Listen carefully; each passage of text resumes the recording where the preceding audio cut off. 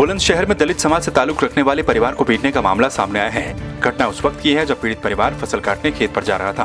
तभी कुछ दबंगों ने उन्हें रास्ते में रोककर उनसे अपनी फसल काटने को कहा। पीड़ित परिवार के द्वारा मना करने पर दबंगों ने परिवार को लाठी डंडों से पीट कर घायल कर दिया। परिवार ने अब सख्त कार्रवाई की मांग की है। हमारे मामला ये हुआ जी, हम अपने जमीन खेत काटने गए, गेहूं की फसल काटने गए थे और जंगलात में वो आदमी लौक रहे थे और जब हमें देखे नजदीक पहुंच गए उनके, वो निकल के डंडा लाठी लेके आ गए। और हम क्या कह रहे थे आप? वो कह रहे थे हमारी जमीन गेहूं की फसल काटेगा। तो हमने बोला भैया हम अपनी पहले फसल अपनी काटेंगे, वो उसके बाद में देखेंगे। उन्होंने एक साथ में निकल के और हमारे साथ मारपीट करी। लॉकडाउन के दौरान गुजरात के अहमदाबाद में फंसे श्रमिकों को स्पेशल ट्रेन से रायबरेली जंक्शन पर लाया गया। इस स्पेशल ट्रेन में 1200 श्रमिकों को लाया गया। इस दौरान मंडलायुक्त मुकेश मिश्राम और आईजी एसके भगत ने स्टेशन पर खुद मोर्चा संभाला। पहुंचने के बाद सभी की थर्मल स्क्रीनिंग करवाई गई, जिसके बाद उन्हें क्वारंटीन रहने की सलाह दी गई। कहाँ काम करते थे? अहमदाबाद। किस चीज़ के? तो मेट्रो। तो अब दोबारा जाओगे वहाँ पे? हाँ जाएंगे, लेकिन अब इसके बाद। अच्छा। कौशाम्बी जिले में बाहर से आए लोगों को कई क्वारंटीन सेंटरों पर रखा गया है। मंझनपुर तहसील के ओसा में बने क्वारंटीन सेंटर में रह रहे लोगों को पानी और खाने की दिक्कतें हो रही हैं। सैकड़ों की तादाद में लोग यहां पर क्वारंटीन किए गए हैं। देर से खाना मिलने पर लोगों ने जमकर हंगामा किया।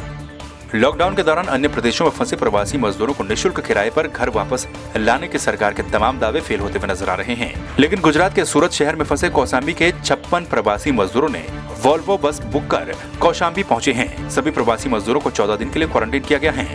प्रवासी मजदूरों के मुताबिक वो गुजरात के सूरत शहर में कपड़ा मिल में काम करते थे, लेकिन लॉकडाउन के चलते उनकी मुश्किलें बढ़ गई थी, जिसके बाद वो वॉल्वो बस 1,68,000 रुपए में बुक कर कौशाम्बी पहुंचे। GRDC सूरत से आए हुए 1,68,000 में बस बुक करके लाए। कितने लोग सवार है? 56 लोग। तो क्या वहाँ पर कोई सुविधा नहीं मिल रही थी? नहीं, वहाँ पे कोई सुविधा नहीं, खाने की न कुछ भी। और कंपनी ने बोल दिया कि भाई जाओ, वापस आने का नहीं है। कौशाम्बी जिले में नेशनल हाईवे 2 पर एक तेज रफ्तार बोलेरो अनियंत्रित होकर पलट गई। बोलेरो को चपेट में आने से 2 लोगों की मौत हो गई। वहीं बोलेरो सवार 2 अन्य लोग घायल हो गए। सड़क दुर्घटना की जानकारी मिलते ही मौके पर पहुंची पुलिस ने घायलों को इलाज के लिए नजदीकी अस्पताल में भर्ती करवाया और शवों को पोस्टमार्टम के लिए भेज दिया। थाना पोखरा क्षेत्र के अंतर्गत मूरतगंज से आगे वहाँ पर एक एक्सीडेंट हुआ है। एक चरवाहा अपनी बकरी चला रहा था, उधर से XUV 300 आ रही और वो उसका टायर फटने से और रोलिंग करती हुई खाई में चली गई और जिसमें 2 लोगों की डेथ हुई है। दोनों को हमने अपने कब्जे में ले लिया और घायलों को हॉस्पिटल भेज दिया। आवश्यक कार्रवाई की जा रही है। हरदोई के हरपालपुर थाना इलाके में एक भीषण सड़क हादसे में बाइक सवार चाचा भतीजे की मौत हो गई। मृतक होमगार्ड था और अपने भतीजे के साथ ड्यूटी के लिए जा रहा था। पुलिस ने शव को पोस्टमार्टम के लिए भेज दिया।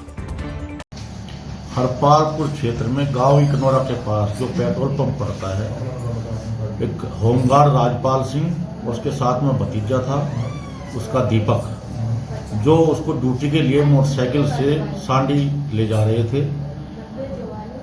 एक्सीडेंट हुआ और एक्सीडेंट अज्ञात वाहन द्वारा हुआ। ये दोनों मोटरसाइकिल से जा रहे थे, जिसमें दीपक की वहीं मृत्यु हो गई। इसके बाद जो होमगार्ड राजपाल था वो PSC में गया, जहाँ पे मृत घोषित किया गया।